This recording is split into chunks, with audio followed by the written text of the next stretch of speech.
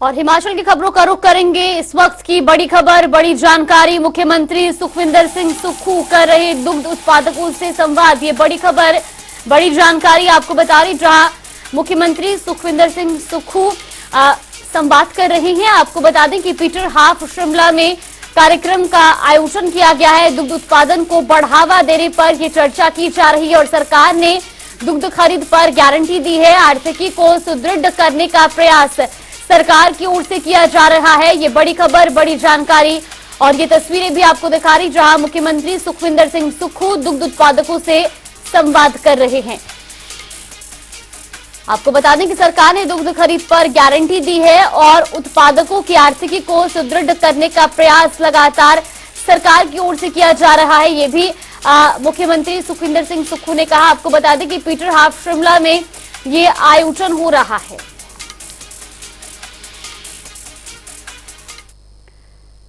तो वही खबरों में आगे बढ़ेंगे, जहां हिमाचल प्रदेश के डिप्टी सीएम मुकेश अग्निहोत्री की पत्नी प्रोफेसर सिमी अग्निहोत्री शनिवार को पंचतत्व में विलीन हो गई।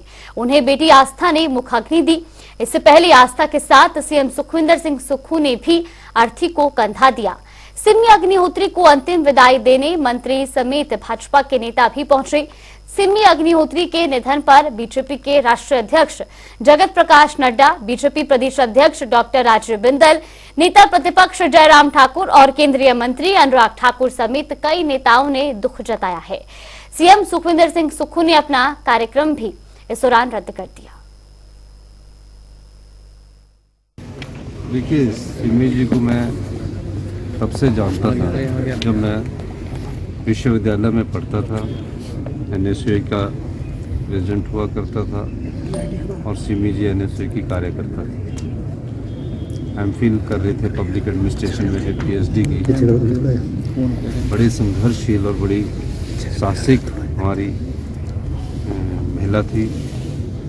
फिर उनका विवाह हमारे deputy chief minister Mukesh Agnihotri ji के साथ हुआ।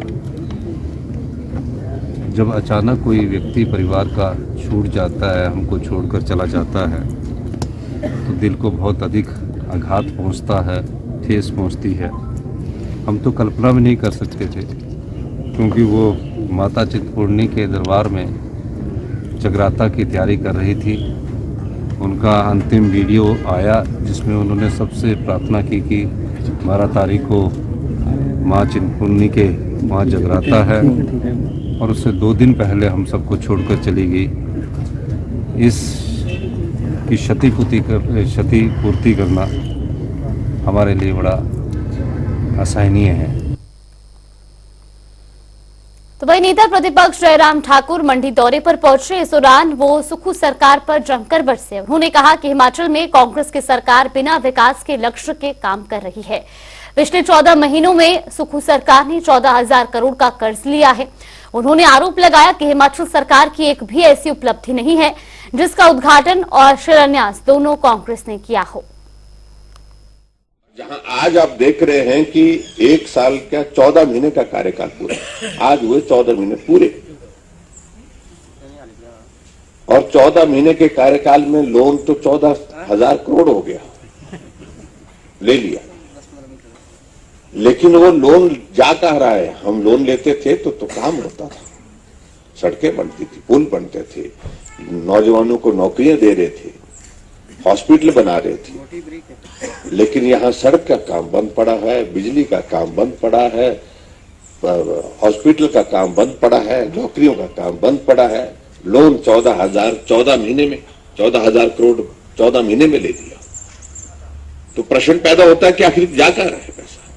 तो गड़बड़ तो बहुत है। जो वर्तमान सरकार है, वर्तमान सरकार जो है हिमाचल प्रदेश में कांग्रेस की, उनका लक्ष्य विकास का नहीं है।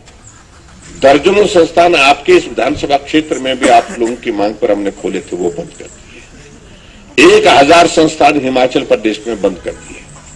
और जहां गारंटी की बातें कही, हमने तो बिना गारंटी के काम किए। हमने कभी नहीं बोला महिलाओं के लिए आपको आधा किराया माफ कर देंगे, लेकिन हमने किया। हमने कहा कि आबादी का आधा हिस्सा है तो किराए भी आधा लेंगे भाई।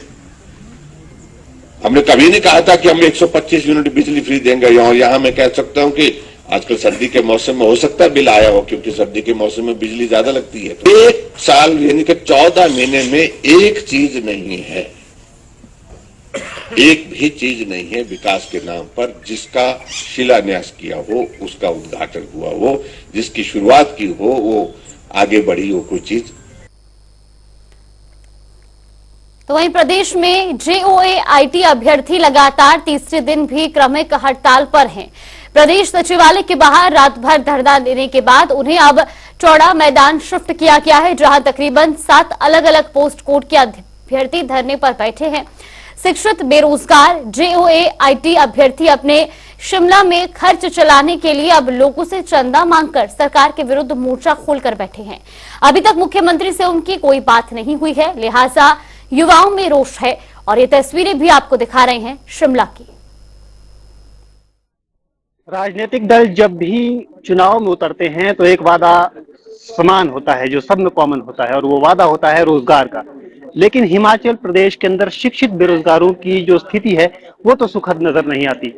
अभ्यर्थियों ने परीक्षाएं दी, लेकिन उनके परिणाम लटके हुए हैं और उनको जो रोजगार है वो नहीं मिल पा रहा है। एक बार आप पीछे की तस्वीरें देखिए, ये जेओआईटी के विभिन्न पोस्ट कोड के लोग हैं। तकरीबन 7 पोस्ट कोड के लोग यहाँ चौड़ा मैदान पर हैं और लगातार कार्मिक जो हड़ताल पर बैठे हुए हैं। इससे पहले इनको ये तीसरा दिन है। 817 पोस्ट कोड के जो लोग हैं वो सचिवालय के बाहर भी धरने पर थे, पूरी रात वो वहां बैठे रहे। उसके बाद उन्हें वहां से यहाँ यानी कि चौड़ा मैदान शिफ्ट कराया गया और अभी भी जो लोग हैं ये लगातार धरने पर है। और वजह सिर्फ एक है कि लंबित पड़े जो मामले हैं उनका जल्दी से निपटारा हो और जो इनकी मांग है, जो इनका हक बनता है, वो इन्हें दिया जाए। कुछ लोगों से बात करने की भी कोशिश करेंगे, जानना चाहेंगे इनसे कि क्या है आखिर वजह और क्यों इनको इस तरह से बैठना पड़ रहा है। आप लोग लगातार धरने पर है, पीछे भी यहाँ पर पूरी रात लोग बैठे रहे और कोशिश करते रहे सरकार के कानों तक अपनी बात पहुंचाने की। अब आपने एक नया रास्ता भी अख्तियार किया है कि आपने लोगों से डोनेशन मांगना शुरू किया, इसकी क्या वजह है, थोड़ा ये बताएं। नहीं सर, डोनेशन का तो ये रीजन है कि थोड़ी हेल्प हो जाए। हम भी स्टूडेंट हैं, गरीब घरों से आते हैं सर। फिर थोड़ी सी फैसिलिटी खाने पीने का हो जाए। बच्चों के पास पैसा इतना नहीं होता, 100 रुपये डाइट है, आपको पता है शिमला में, तो उसके लिए थोड़ी सी हेल्प हो जाए, उसके लिए डोनेशन का कर रहे हैं। साथ में थोड़ी रैली कर रहे हैं कि लोगों को पता लगे हमारी क्या मांगे हैं।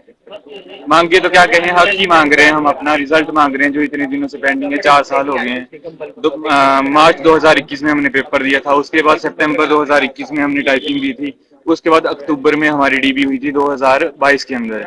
आज 2024 चल चुका है, हमारे रिजल्ट का कहीं नाम निशान नहीं है। ये कि सरकार की मंशा है ही नहीं। 4 साल से पेंडिंग है, 1.5 साल से कमीशन बंद है जो हमारा रिजल्ट देता था।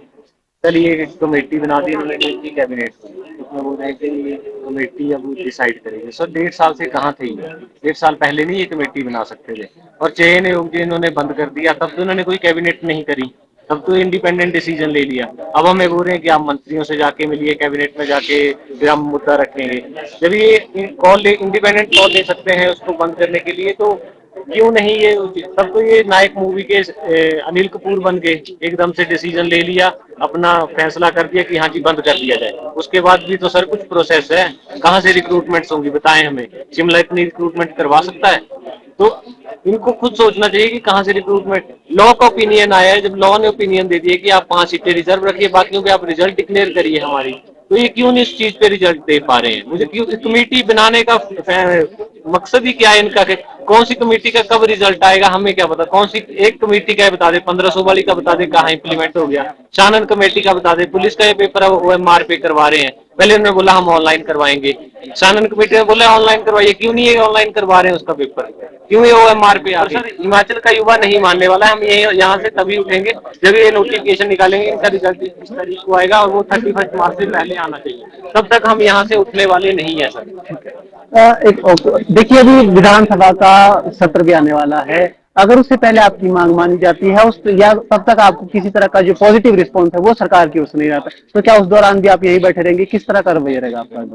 हमने तो बहुत पहले ये बात की थी, जब तक हमारा कोई नोटिफिकेशन नहीं आती रिजल्ट हमारे होंगे और इस टाइम होंगे, तब तक हम बैठे रहेंगे, हमें से कोई नहीं। ये युवा जो हैं वो तय कर चुके हैं कि जब तक उनकी मांग पूरी नहीं होती, उनका जो हक है वो उन्हें नहीं मिलता, ये यूं ही यहाँ पर बैठे रहेंगे। और सवाल कई है सरकार से, लेकिन जवाब एक कि आखिर वो घड़ी किस रोज आएगी जिस दिन JOIT के तमाम जो पोस्ट कोड है उनके रिजल्ट सामने आएंगे और उनको जो है भर्ती मिलेगी। रॉबिन शर्मा, जनता टीवी, शिमला। बीजेपी किसान मोर्चा की बैठक हुई और इस बैठक की अध्यक्षता नैना देवी विधायक रणधीर शर्मा ने की। ये बैठक पंचायत कोठीपुरा के सामुदायिक भवन में आयोजित की गई। तो वहीं रणधीर शर्मा ने बताया कि लोकसभा चुनावों को लेकर पार्टी के प्रमुख कार्यकर्ताओं को बुलाया गया और उनके साथ चर्चा की गई। उन्होंने बताया कि लोकसभा चुनाव को लेकर पार्टी की ओर से उन्हें कार्यक्रम दिए गए हैं। देखिए, लोकसभा चुनाव की दृष्टि से ही आज हमने जो हमारी पार्टी के प्रमुख कार्यकर्ता जिन्हें बूथ पालकों का दायित्व है, ग्राम के अंदर प्रमुख है, उन सबको यहाँ बुलाया है। और जो हमारी पार्टी ने हमें जो लोकसभा चुनाव की दृष्टि से आगामी जो कार्यक्रम दिए हैं, उन कार्यक्रमों की तैयारी की दृष्टि से आज की ये बैठक थी, जिसमें हमारे बूथ पालक ग्राम केंद्र प्रमुख आए थे। और आने वाले समय में बड़े बड़े कार्यक्रम, कार्यकर्ता सम्मेलन, अनेक तरह के अन्य सम्मेलन, मोर्चों के सम्मेलन, कार्यक्रम होंगे, जिसकी आज यहाँ पर जो है वो योजना बनाई गई। हमीरपुर में 3 दिवसीय इंटर डाइट स्पोर्ट्स मीट का समापन किया गया। तकनीकी शिक्षा मंत्री राजेश धर्माणी कार्यक्रम में बतौर मुख्य अतिथि पहुंचे। इस प्रतियोगिता में प्रदेश के 11 जिलों के 320 प्रतिभागियों ने विभिन्न प्रतिस्पर्धाओं में भाग लिया, जिसमें रविवार को विभिन्न टीमों के बीच फाइनल मुकाबला खेला गया। तो वहीं कबड्डी के फाइनल में सिरमौर की टीम ने मंडी की टीम को हरा दिया और जीत का खिताब अपने नाम किया। आपको बता दें कि गेम्स में डाइट कांगड़ा ओवरऑल चैंपियन बना। इंटर डाइट स्पोर्ट्स इवेंट है, जिसकी आज यहाँ पे क्लोजिंग रखी गई है। स्पोर्ट्स के बगैर एजुकेशन अधूरी है और ये तो भविष्य के अध्यापक तैयार करने के लिए डाइट सेंटर्स हैं, तो इनको हर तरह की एजुकेशनल जो टिप्स हैं वो दिए जाएं। तो इसके लिए ये बहुत अच्छे इवेंट्स हैं और स्पोर्ट्स के साथ कल्चरल, एक्स्ट्रा करिकुलर एक्टिविटीज़, इनके बारे में सिखाना जो भविष्य के अध्यापक हैं उनके लिए बहुत ज़रूरी है। तो इसका अपना महत्व है और इसीलिए जो है मुख्यमंत्री जी ने मुझे यहाँ पे इस इवेंट को की क्लोजिंग के लिए मुझे भेजा है। तो मैं अपेक्षा करता हूँ कि जो भी इससे अच्छे परिणाम निकलेंगे और टीचर्स यहाँ से कुछ सीख के जाएंगे। चलिए, हिमाचल की खबरों में फिलहाल के लिए बस इतना ही। यहाँ पे रुकते हैं एक छोटे से ब्रेक।